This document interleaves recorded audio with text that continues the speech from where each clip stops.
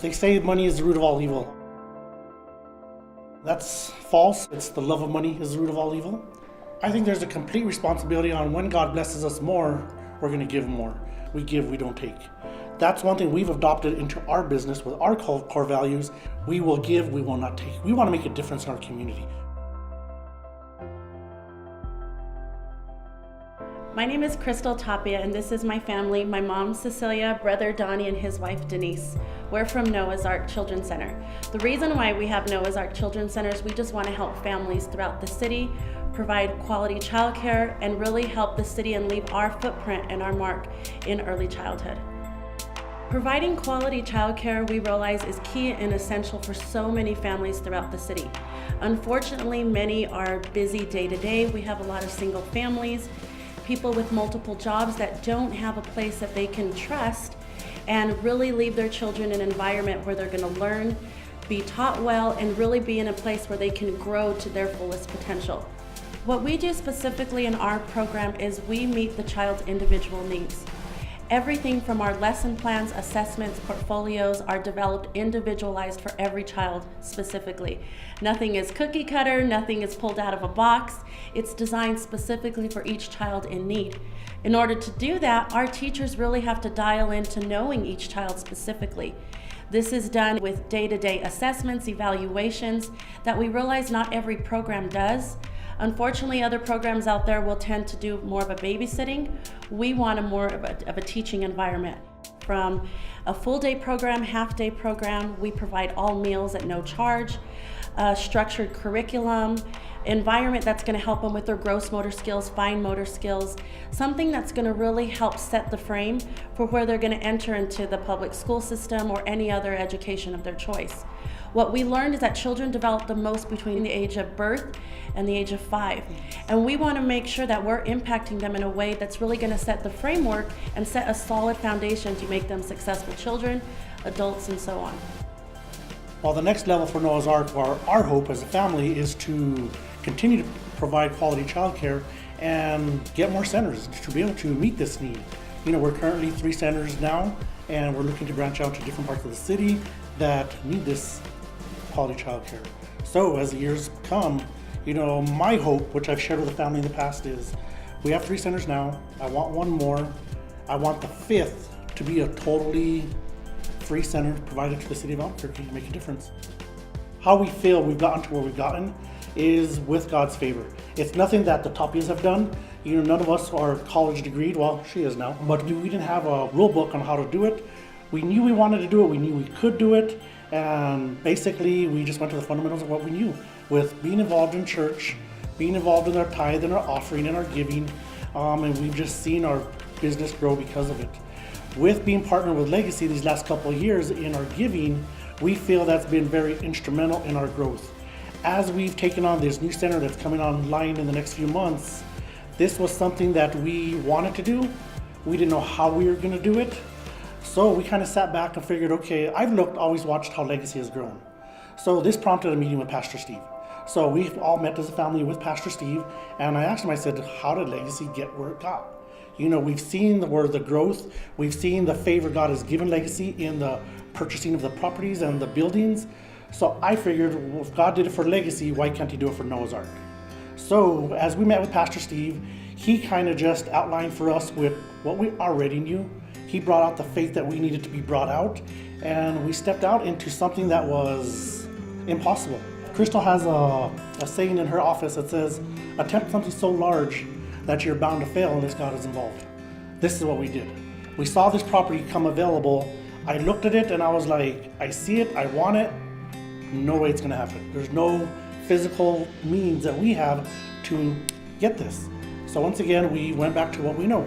We did our givings, we were consistent with our givings in our personal lives, with our own tithe and our own offering, through our business as Legacy presented these opportunities, whether it be through Make-A-Wish, whether it be through our police officers, whether it be through givings at the pit.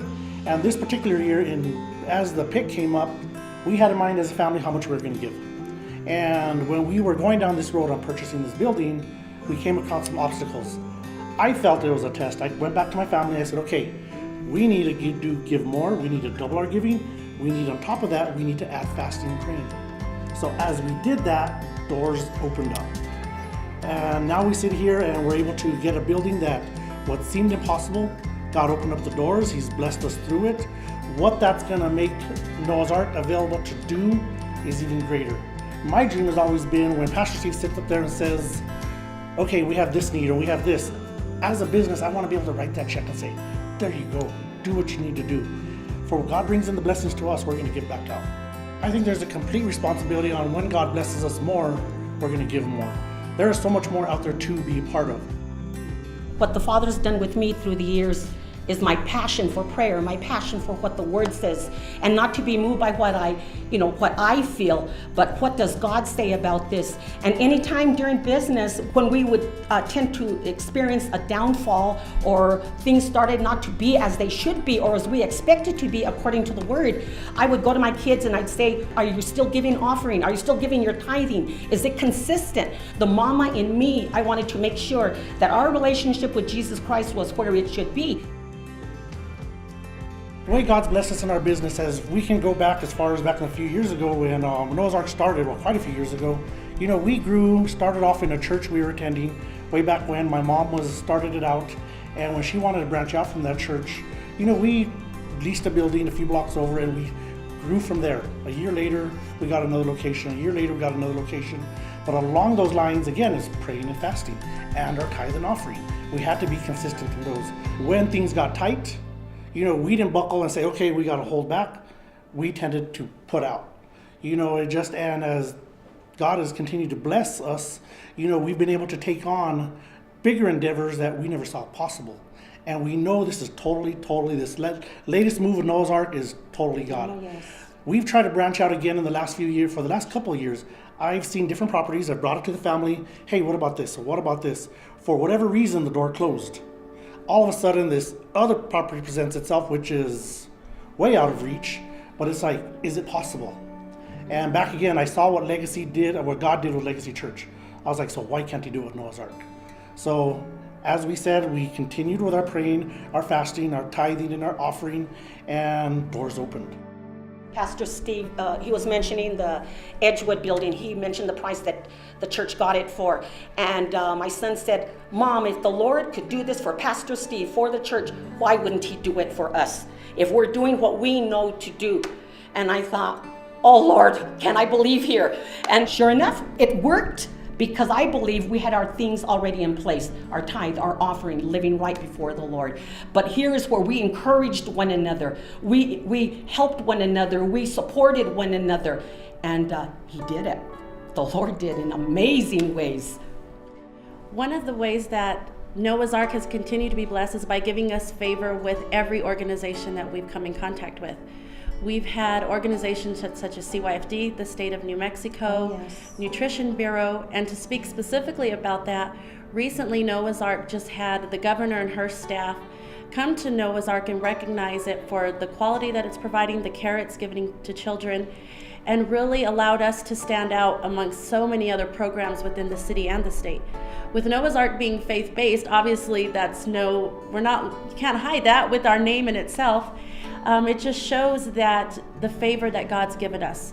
To know that we run a 1-year waiting list in almost all of our classrooms, that's unheard of.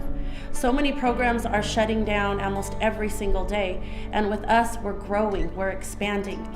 To see the new facility that we've launched out to, we literally almost got the building for free, got the business for free, and just paid for the property. That doesn't happen. For something like that to happen, it has to be God. So God has blessed us tremendously. For us to say that we're running a year waiting list for families to join us, that could only be a God thing. You know, to receive favor from our governing officials, from our state licensing inspectors. So that just shows you what God does and the favor, what He can do for us and how He's continuing to bless Noah's Ark. CYFD has mentioned a few times when they come out, they said, you are our success story. And that is a feather in our cap, I guess you could say, and it's all because of Him. But one of the things we always try as a family, or try to remember, we know God will share His riches with us, but He will never share His glory. So we always try to live a life that will always give praise and glory to the Lord Jesus Christ. as we've been blessed as individuals or as a family or as a business, is we always try to remember when all these blessings come, don't so much focus on that and let that steer us away from church or steer us away from serving, and still focus on God, because that's our source. That's where we get it from, is from Him. And I believe that's how we continue to be blessed, is by seeking and bringing Him favor and doing what we're supposed to do, and the blessings will come. You cannot outgive God. Believe me, years ago, I did not believe in tithe and offering. As when we got married, I gave it a shot. I said, okay, God, if this is real, now I have a wife, now I have kids, I want to see if there's any truth to this, I'm going to give it a shot. Prior to that, I was in a whole lot of debt. Couldn't get out of it no matter how hard I tried. I worked 2-3 jobs to try to get out of debt. Once my wife and I got married, I said, okay, God, I got responsibilities now. It's not just me. I started tithing and I started giving. And little by little, it didn't happen overnight. It happened over time. Before you knew it, I got that promotion at my job. Things started opening. Before you know it, we became business owners. So I would tell anybody out there that's a business owner, if you want to grow your business, give to the community, give to your local church, give to those in need around you. The money that comes into our pockets is not for us to get bigger and better. It's to go out and to help those that can't help themselves. For the last couple of years, I originally heard this saying from Pastor Steve in one of his messages where it says, attempt something so big that you're doomed to fail unless God is in it. That has resonated in me since day one, and I've shared it with the family time and time again. And then when this endeavor took place of this next facility that was 4 or 5 times the size of our other facilities, that was the saying that came out again. Attempt something so big that you're doomed to fail unless God is in it. Well, this was big, no doubt. And God showed His way. And with this 3rd facility taking place, we know in the future we'll have number 4 and number 5, and we'll continue to grow and impact the community in a great way. What's impacted me for our center at Noah's Ark Children's Center is the children that we teach. Noah's Ark was able to celebrate our 25th anniversary, and the children and the impact that we make on them, because we see them as the next generation, and they're the ones that are going to take care of us, and we've been able to make a difference in their lives, and now even they're coming back and bringing their children. So I just making a difference and planting that seed. That's actually what Noah's Ark, why my passion is there, is just to impact children and plant that seed, and then someone else will water it and it'll grow from there, and in a faith-based way, in a biblical way. I think what makes a difference of why we do what we do here at Noah's Ark is, the Bible says, train up a child in the way they should go, when they're old, they will not depart. I think at Noah's Ark, we're planting that seed. Just as Denise said, some of these kids, best part of their day is being with us. So we had a staff meeting a few weeks ago, and I did all our teachers know, make sure you come in to make a difference in these kids' lives every single day. You don't know what they go home to. Being in the business as long as we've been in the business, we can kind of tell where these kids are going to go into, what they're going to do. So when they're entrusted into us, whether it be 6 hours, whether it be 8 hours, whether it be 10 hours, they spend a long time with us. So we want to truly make a difference in the kids' lives for that time that they're with us. What has impacted me the most being at Noah's Ark has been the relationships. The relationships with the children, with the families. Many times, even though I work in the office, you'll catch me in the classroom, hanging out, singing, reading books, because we have to remember that we're there for children first. So many families come across our path. Our children are from foster homes.